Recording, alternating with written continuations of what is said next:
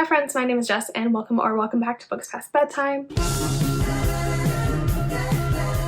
Today I'm bringing you another installment in my series where I read my friends' favorite books, and featured today is my friend Savannah. Now Savannah is a very big thriller reader, which is perfect because I'm always in the mood to read more thrillers. So in this video I'm going to be reading 3 of Savannah's favorite thrillers and seeing how well our tastes align. So to start off, let's just hop into my TBR and I will share with you what I will be reading this week. So book number 1 is Confessions by 𝗕𝗏. I don't remember if I'm saying that name right. I don't have the book in front of me. This is a thriller following a teacher whose daughter, I believe, was murdered by her students, and in this book she is getting revenge on her students for that crime.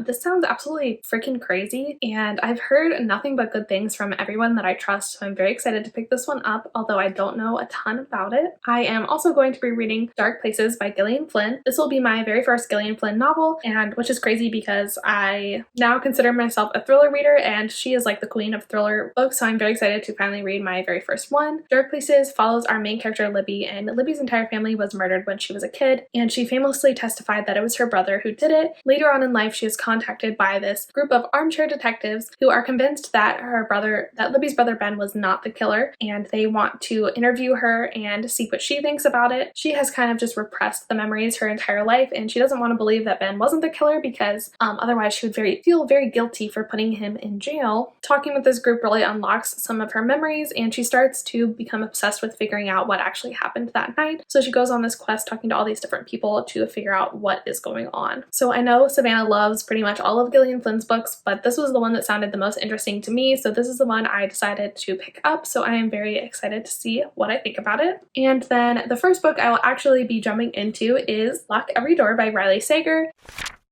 Riley Sager is very much a hit or miss author for me. I loved Home Before Dark and I hated Final Girls, so I'm very interested to see how I feel about this one. This book follows our main character Jules. Jules is very much down on her luck, but she gets lucky for once and finds this job apartment sitting this luxury apartment in New York City for like $4,000 a month. She immediately jumps into the deal and is like, this is amazing, this is just what I've been waiting for, but she realizes once she gets there that she might be a little bit in over her head as some very weird things start to happen. For example, Ingrid, who Jules befriends and is another of the apartment sitters in the building, goes missing, and Jules is determined to figure out what happened to her. And then just creepy stuff starts happening and she's got to figure it out. This book sounds really good. I've heard from a lot of people that it's their favorite Riley Sager, so I have pretty high hopes for it. And like I said, this is the first one I'm jumping into, so let's hear what I think about. So let's just jump right into my 50% update for this one. So I just started Lock Every Door last night and I'm already on page 145, so I am flying through this. I have only been reading it for less than 24 hours, 8 of those I was sleeping, 8 of those I was working. So every spare moment has been taking up reading this book because I'm obsessed with it. I literally read like 50 pages on my lunch break today because it is just that gripping. It is just what I needed. I kind of picked this up on a whim. It is still March when I'm filming this, but I just have kind of been in a reading slump and decided to let myself just kind of pick what I wanted to pick up, and I was really drawn to this one and I'm so glad I did because it's just what I need. It is so fast paced. The chapters are really short,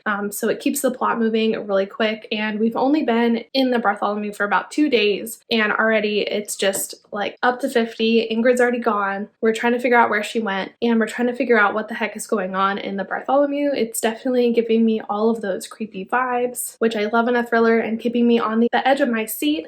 I really don't have any predictions. I'm not very good at predicting thrillers. That's not what I'm reading them to do, but I do think the doctor guy is a little sus, and I also think it's super sus that nobody else heard Ingrid scream, or at least nobody else is admitting they heard Ingrid scream. That's really bothering me, so I am interested to see where that goes, but I'm definitely really loving it so far and I will keep you updated. I don't know if I'm going to do 2 more updates or just when I'm finished, but either way I will check in. So far, loving this. It could be a 5-star thriller for me. I have finished Lock Every Door by Riley Sager and I absolutely loved this book.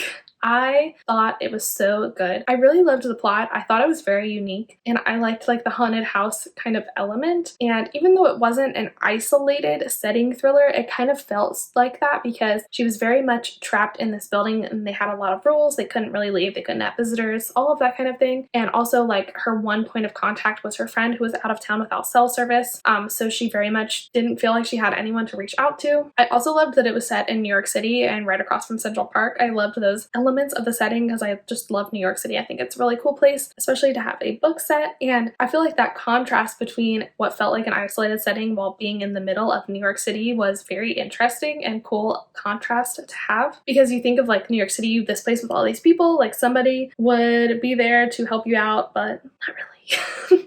Everybody is just focused on themselves. I ended up really liking this book. I was very shocked by the twist. I thought it was kind of wild. I definitely suspected some people throughout, but other people I was very surprised that they were involved. And overall, this was just very thrilling and page turning. When I wasn't reading this, I wanted to be reading it, and I was just thinking about it all day at work and wanting to get back to it. I read this very quickly, within like 48 hours probably, so it definitely was a fast page turning read, and I really think that this has become my favorite Riley Sager of all time. I think it is better than Home Before Dark, because Home Before Dark is a little bit repetitive with the like switching timelines. This book was just thrilling throughout. I absolutely loved it, and I really liked our main character and her story, and I liked how she escaped in the end. I just thought it was really good. I absolutely loved it, and I'm giving it 5 stars. Like, I don't really have any complaints about it. I had a great time. It's probably not the best book ever, but I personally just really loved it. So it is getting 5 stars from me, and so far it's my favorite book I've read in this vlog. And it might be my favorite book out of all of them because I absolutely loved it, and it's going to be pretty hard to top. I just got to the halfway point of Dark Places by Gillian Flynn, and I am flying through this book. I just started it last night, and I have just been like thinking about it constantly and wanting to read it. But let me tell you, this book is so fucked up. Oh my god. I don't even know what to think about it. Just as a little refresher, this book basically follows our main character Libby, and Libby's entire family was murdered when Libby was 7. Libby famously testified that it was her brother Ben that committed the crime, but it kind of turns out early on that she didn't actually see anything happen. She just heard some things and then was kind of like coached into saying this. She has kind of held on though to the truth of her testimony for her entire life, because otherwise she doesn't know how she would live with herself. But then she is contacted by this group of like armchair investigators who basically believe that Ben did not commit the crime, and they have a bunch of other theories as to who did. And they reach out to her and they're like, hey, will you come chat with us? And so Libby's kind of desperate for money. Her like donations have started to run out for people that donated to her family when everything happened, and she doesn't really want to work because she definitely has her own issues going on. But she gets in with this armchair detective group, and they pay her basically to like let them look at her family notes, and they also pay her to like get in contact with her brother, her dad, and other people of interest within the case. And so that is where we are right now, and Libby is very conflicted. She still doesn't really know what she thinks the truth is. She doesn't really have a working theory right now. She's kind of unlearning what she thought might have happened, and even considering that other things might be going on. Right now, this is very, very interesting, and it's switching back and forth between like the present timeline with Libby and also the past, like the day, like the 24 hours leading up to this incident that happened when Libby was a child. And so we're kind of getting the background into the case and figuring out what might have happened through that lens, which is really interesting. I do like the different perspectives. And so we're following Libby, but also her brother Ben, and also their mom, Patty. So we're getting all 3 of those different perspectives, which is really interesting because they all only know so much. And that's one of my favorite things about having multiple perspectives in a thriller, is that it makes sense because there's never like an all-knowing narration, but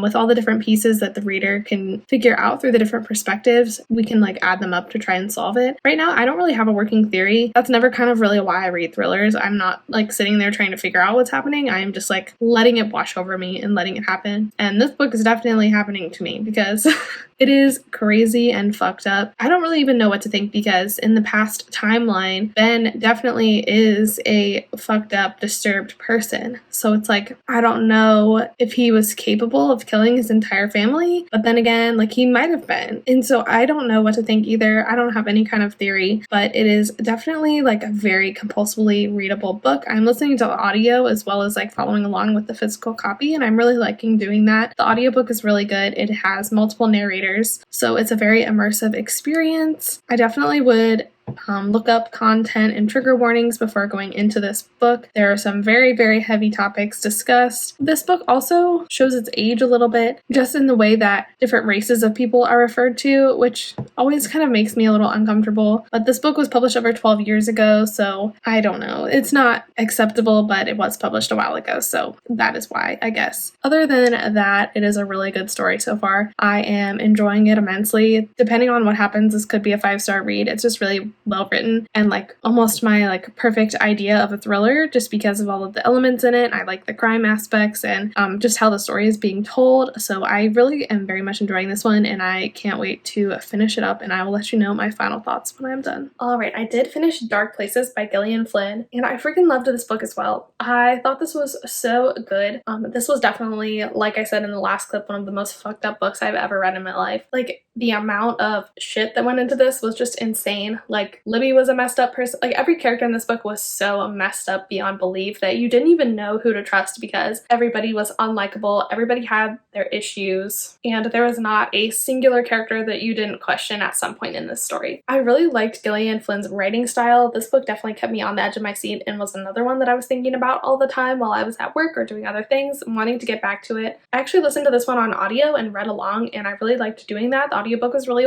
well done and had quite a few different narrators in it, which I always like, so I would definitely recommend the audiobook if you're interested. But overall, this was just a really well done book. It definitely just blew my mind and was all over the place, but I really loved it. The only thing I didn't love was the ending, the explanation of what actually happened, and I think that's because I listened to so much true crime, and the stuff that was going on in this book was like fucked up enough that but it was still had a level of realism and believability. Then the end, there ended up being like 2 different things that were going on, and I thought that was too much. I thought that kind of took it beyond the realm of believability. I think it would have been more believable had there just been one explanation. I think it just was a little bit too much. I prefer my books, my thrillers, to stay in the realm of realism if that's what they're going for, because this is definitely like a crime thriller and was going for believability. I feel like in realism, the ending is like the only thing that I wasn't totally on board with. I also kind of wish we had spent more time with the armchair detectives. Libby was very much like against them, but I thought they were very interesting and very realistic, honestly. I thought there was a little bit of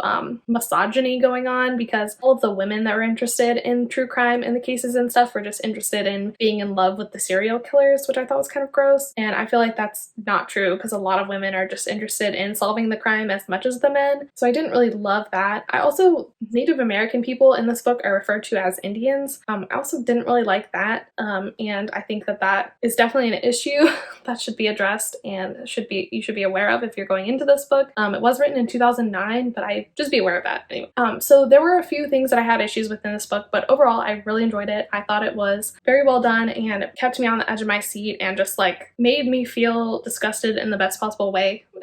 If that makes sense when you're reading a thriller and that's what you're looking for. Definitely had that shock factor without being like too out there. So I think I'm going to end up giving this one 4.5 stars. I thought it was very strong, but like I discussed, there were a couple issues I have with it.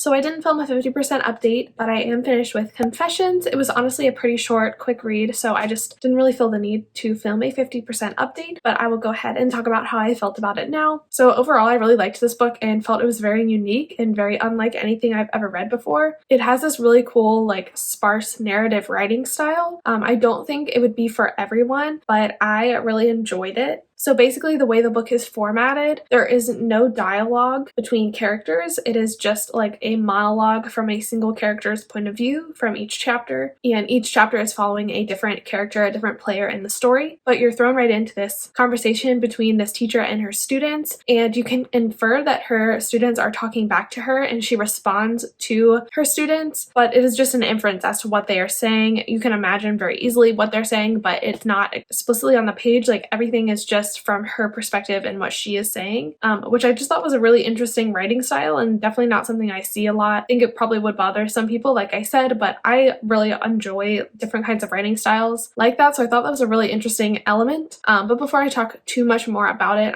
just a refresher of what this book is about. So it's basically about this teacher, and her daughter dies, and the teacher thinks that some of her students are at fault, and so she goes about exacting revenge on her students for allegedly killing her daughter. So it is pretty dark stuff. These kids are all in middle school, and so with each chapter we get more information from different perspectives as to what is going on and why this teacher thought that these boys killed her daughter and whether or not they actually did. And honestly, it was just absolutely wild. The first chapter is flooring. Like, it is very intense and very unsettling, which are definitely things I like in thrillers. I like that edge of your seat kind of adrenaline feeling, and this book definitely provided that. The ending was also absolutely insane. The only thing I didn't really love about this book is there is a storyline that includes like HIV, AIDS, and kind of fear-mongering around that whole topic, which I wasn't a fan of, and I kind of feel like it's interesting that I haven't heard anybody else talk about this before. Well, it did have some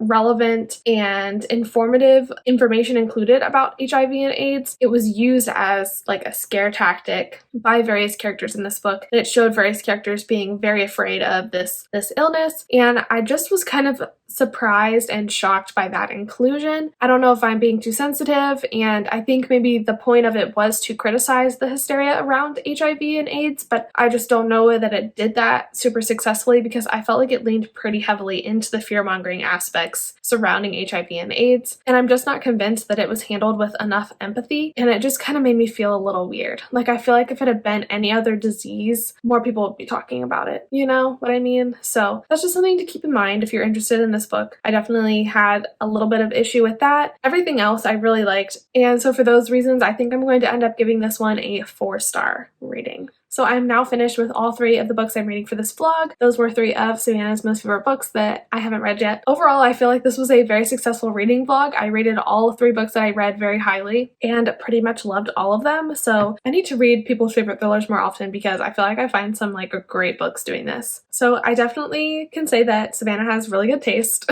And I feel like our tastes and likes in books, and especially in thrillers, definitely align. So I'm really interested to see what she thinks of like my favorite thrillers. We'll see. But overall, I really liked hers. Just as a review, I think my least favorite that I read in this video, if I had to rank them, was probably Confessions by Kane Minato. I gave this one 4 stars, so I still really enjoyed it, but it just had a couple things that bothered me. Still an awesome book. I really loved it. Next, I probably would put Dark Places by Gillian Flynn. This book was great. This book was also very twisted and fucked up, which seems to be a theme in Savannah's favorite thrillers. So, girl, you okay?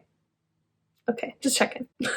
But same kind of deal with this. I liked it very much, but there were a couple things that bothered me, and I think it's definitely dated and a little like slightly problematic. But overall, a great like edge of your seat thrilling thriller. But my favorite book that I read for this video was definitely Lock Every Door by Riley Sager. This is my new favorite Riley Sager book. I absolutely loved this. I thought it was so good. I gave it 5 stars just because I couldn't really think of anything that was wrong with it. I don't know that it's going to be like a favorite of the year or like an all-time favorite, but it definitely was like a 5-star read. You know, just wasn't like a 5-star favorite, if that makes sense. But I really liked it. I don't know, it might be a 5-star favorite. Thinking back on it, I just loved my time reading it and thought it was so much fun and so fast-paced, and yeah, it was really good. I liked it a lot. So that was definitely my favorite book that I read for this vlog. So thank you, Savannah, for having good taste, because I loved all the books I read for this vlog, and it was honestly just so much fun reading these books and seeing things that you like and comparing your taste to mine. So I hope you like the books that I picked out for you. Speaking of, definitely go check out Savannah's video. This is a collaboration, so she also read some of my favorite thrillers, so definitely go watch that video. I will link it up above and down below. But yeah, thank you so much for watching this video. I appreciate you being here as always. Don't forget to like this video and subscribe if you feel so inclined. You can also follow me on Instagram and Twitter if you want to keep up with me on the day-to-day. All relevant links will be down in the description, including links to all of the books that I read in this vlog. And I think that is everything for today. So thanks again for being here, and I will see you in the next one. Bye.